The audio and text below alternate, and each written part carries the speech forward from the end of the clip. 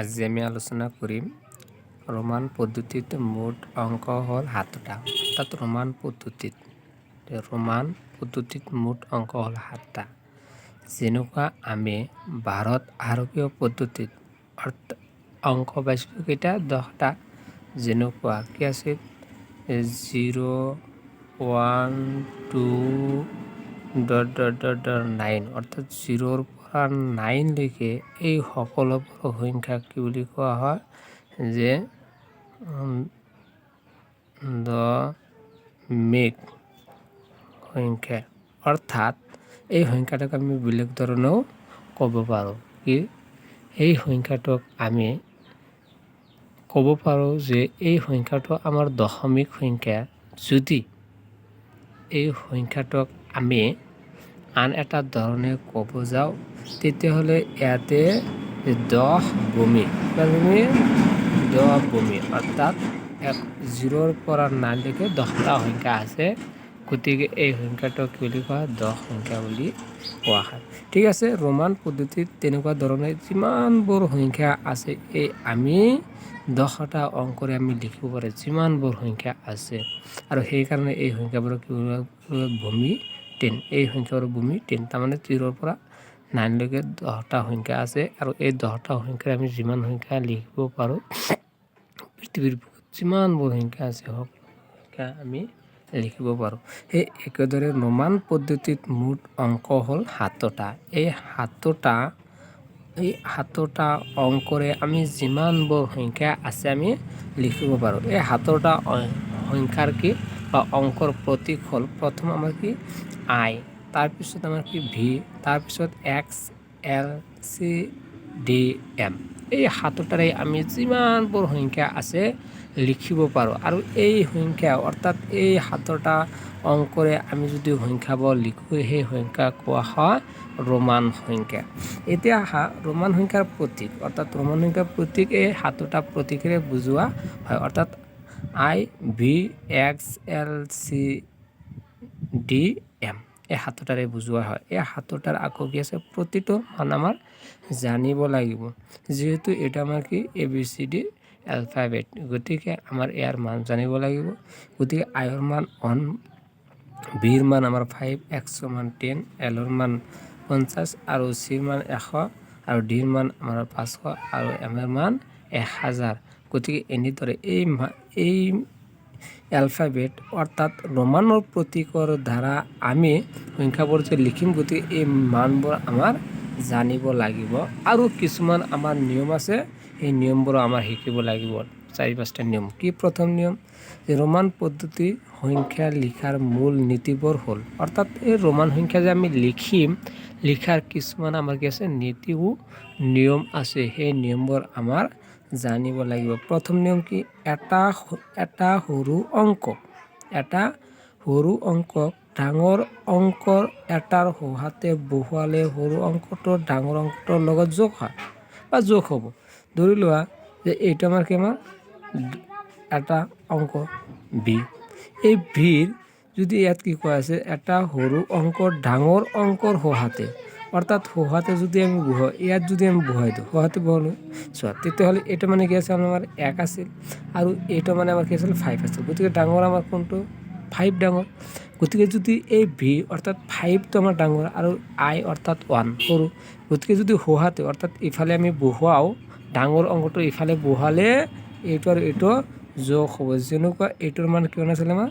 5 আৰু এইটোৰ মান কিমান আছিলে আমাৰ 1, অৰ্থাৎ ইয়াৰ মান হ'ব আমাৰ কি 6। যদি আকৌ এই সংখ্যাটোৱে আমি ওলোটাই দিওঁ অৰ্থাৎ এনেকৈ লিখোঁ, তেতিয়াহ'লে চোৱা এইটো আমাৰ কি আছিল ডাঙৰ, এইটো আছিল কি আমাৰ সৰু। গতিকে ডাঙৰটোৰ বাওঁহাতে বহা হৈছে। গতিকে যদি ডাঙৰটোৰ বাওঁহাতে বহা হয় তেতিয়াহ'লে কি হ'ব মাইনাছ হ'ব। ডাঙৰটো লিখিলোঁ, তাৰপিছত সৰুটো মাইনাছ কৰি দিলে কি হ'ব 4 হ'ব। এনেকুৱা ধৰণৰ আমি আৰু ল'ব পাৰোঁ। লোৱা হ'ল ইয়াত আমাৰ কি এইটো মানে আমি কিমান জানিছিলোঁ 10 জানিছিলোঁ 10, ঠিক আছে 10। গতিকে এইটো আমাৰ ডাঙৰ, এইটো আমাৰ কি সৰু। গতিকে ইয়াৰ কোনফালে বহোৱা হৈছে আমাৰ সোঁফালে বহোৱা হৈছে, তাৰমানে কি 1 যোগ হ'ব। সোঁফালে বহালে 1 যোগ, তাৰমানে কি হ'ব আমাৰ 11। আৰু যদি আমাৰ কি হয় এইটো আমি ইফালে লিখি দিওঁ চোৱা এইটো আমাৰ ডাঙৰ এইটো সৰু গতিকে আমাৰ কি ডাঙৰটো লিখিলোঁ এতিয়া ইফালে হ'লে কি হ'ব মাইনাছ হ'ব মাইনাছ 1 হৈ গ'ল তেতিয়াহ'লে কি হ'ব আমাৰ 9 হ'ব এনেদৰে প্ৰথম চৰ্ত হ'ল দ্বিতীয় চৰ্ত আমাৰ কি আহিব যদি এটা সৰু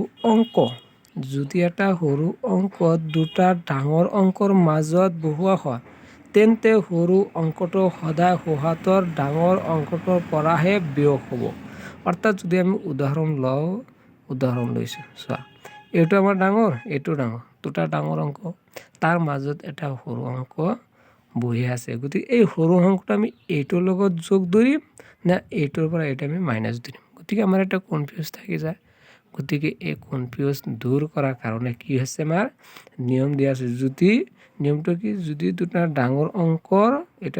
এটা ডাঙৰ অংকৰ মাজত এটা সৰু অংক বহি থাকে এই সৰু অংকটো সদায় ডাঙৰ অংক যে সোঁফালে থকা ডাঙৰ অংকটোৰ পৰা মাইনাছ হয় তেতিয়াহ'লে ইয়াত আমাৰ কি 10 লিখিলোঁ তেতিয়াহ'লে এইটোৰ পৰা আমাৰ কি হ'ব এইটো মাইনাছ হ'ব তাৰমানে কি 10 মাইনাছ 1 তেতিয়াহ'লে আমাৰ কি হ'ব 10 যোগ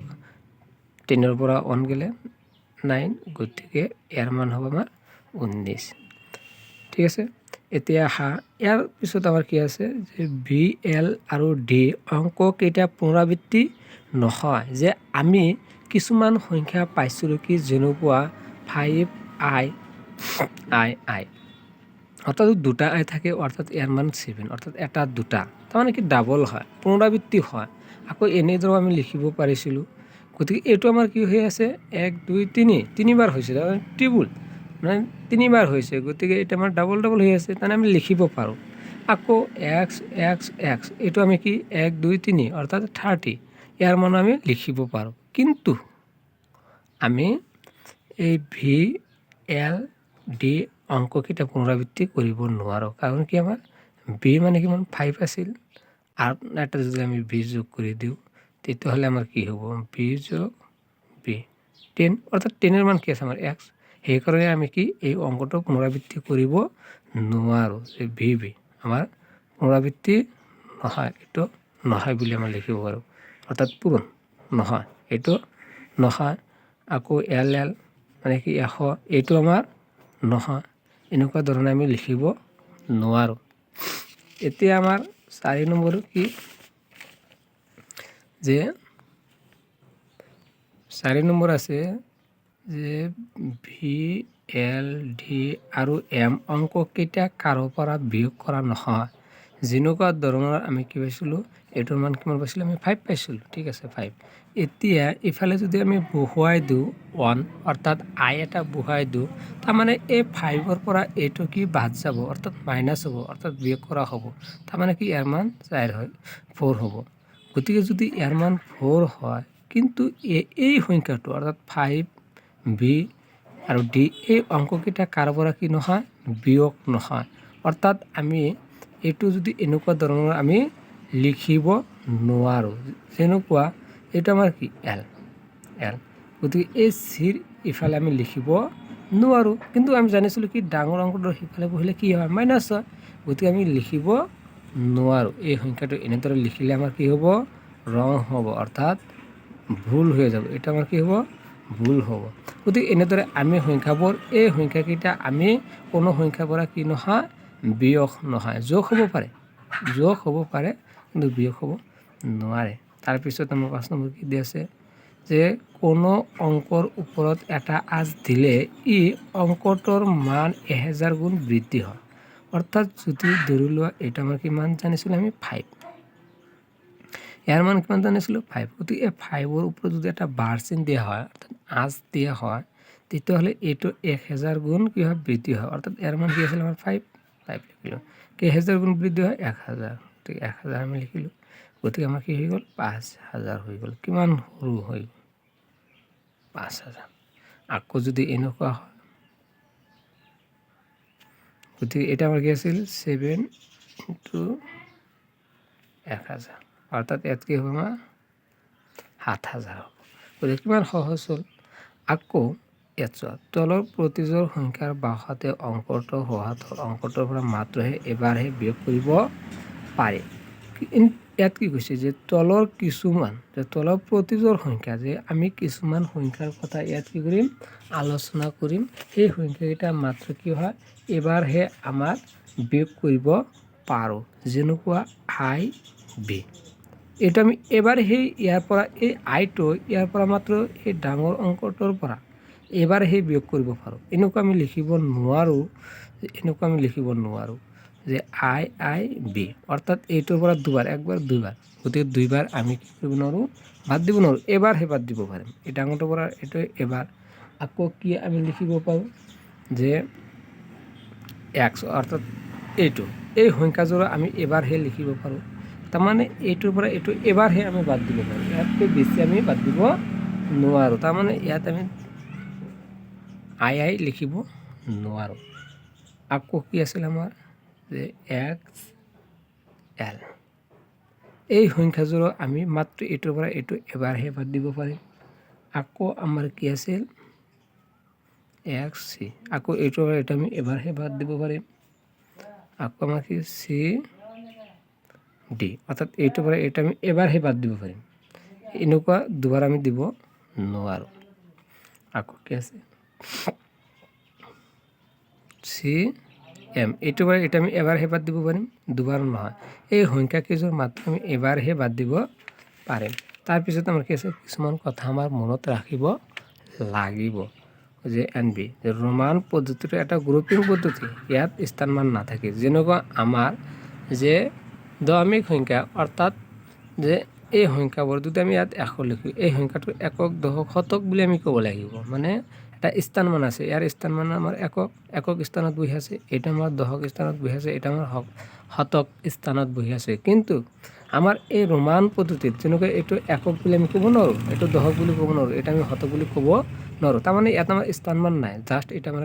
গ্ৰুপ বুলি ক'ব পাৰিম এটা আমি একক দশক শতক বুলি ক'ব নোৱাৰিম